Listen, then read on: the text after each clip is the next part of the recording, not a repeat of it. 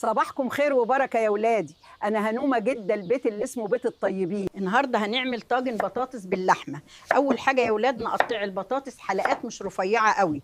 البطاطس طازة اللهم بارك. هنحتاج كمان بصل مقطع حلقات وفلفل مقطع وفصين توم عشان حلاوة الطعم. هنجيب الطماطم الطازة ونعصرها في الخلاط. صلوا على النبي يا ولاد.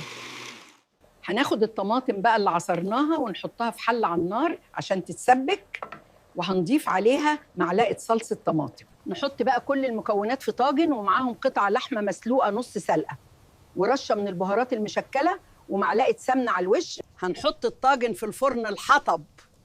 يا ولاد الفرن الحطب ده بيطلع الأكل طعمه عسل بقى. وبكده نكون عملنا أسهل طاجن بطاطس باللحمة. يا شكله يفتح النفس. ما تنسوش تقولوا لي رأيكم واكتبوا لي كومنتات حلوة. أشوفكم على خير.